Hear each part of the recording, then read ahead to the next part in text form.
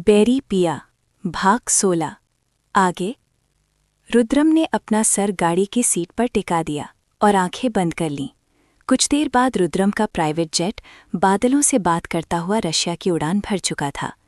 रुद्रम पीछे तोड़ गया अपने माँ बाप के सपने और अपनी नई दुल्हन की उम्मीदें। रुद्रम के जाने के बाद नरेन जी और नित्या को बहुत बुरा लगा आराध्या के लिए। नित्या जी जब आराध्या को देखने गईं तो उसे नीचे बेहोश पड़ी देखकर चीख पड़ी। नरेन जी ने जल्दी से डॉक्टर को फ़ोन किया। ऋषि रुद्रम के साथ रशिया नहीं गया था, वो 3-4 दिन बाद वापस जाने वाला था। आराध्या ने 3-4 दिन से कुछ ठीक से नहीं खाया था, क्योंकि उसके चाचा चाची को तो उसकी फिक्र ही नहीं थी। यहाँ आकर भी नित्या जी का ध्यान शादी की वजह से भटक गया। उन्होंने भी ध्यान नहीं दिया कि आराध्या ने ठीक से खाना खाया या नहीं। पूरा दिन आराध्या आधी बेहोश और आधी नींद में रही। डॉक्टर ने उसे ग्लूकोज की ट्रिप लगा दी थी, ताकि आराध्या के अंदर जो ठीक से ना खाने पीने की वजह कमज़ोरी आ गई है वो जल्दी ठीक हो जाए। आराध्या को जब थोड़ा होश आया तो नित्या जी ने उसे खाना खिलाया और उसके कपड़े चेंज किए, क्योंकि आराध्या अभी भी लहंगे में ही थी। उसकी हालत देखकर नरेन जी को रुद्रम पर गुस्सा आ रहा था, उससे ज़्यादा खुद पर। लेकिन रुद्रम चाहता तो 1-2 दिन रुक सकता था आराध्या के साथ, लेकिन उसने गुस्से में जो फैसले लिए ने आराध्या को भी तोड़कर रख दिया। लेकिन उन्हें अभी तक ये पता नहीं था कि रुद्रम आराध्या से क्या कहकर गया है। अगली दोपहर आराध्या खुद में खोई खिड़की के पास खड़ी थी।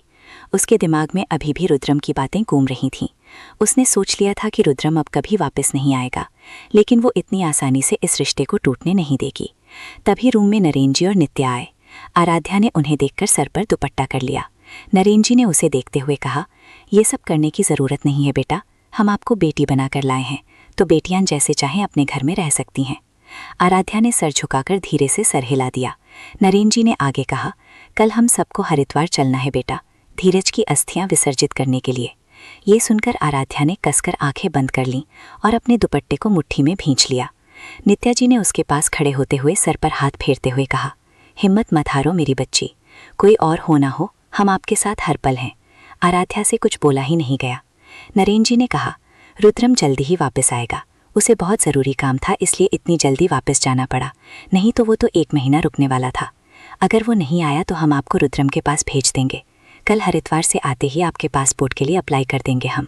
आराध्या ने ये सुनकर हल्के से सर हिला दिया, लेकिन सच्चाई क्या थी आराध्या बहुत अच्छे से जानती थी। रुद्रम वापस क्यों गया ये भी। वहीं दूसरी तरफ रुद्रम ने ऋषि को फ़ोन किया। रुद्रम गहरी सांस लेकर, ऋषि घर पर सब ठीक है ना, मॉम डैड?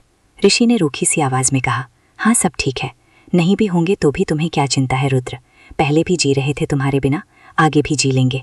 रुद्रम उसकी नाराज़गी समझकर, ऋषि तुम्हें अच्छे से पता है मैं इंडिया क्यों नहीं रुक सकता, मेरे लिए मेरी फैमिली की सेफ्टी बहुत ज़रूरी है, चाहे मुझे उनका गुस्सा और नफरत ही क्यों न सहनी पड़े।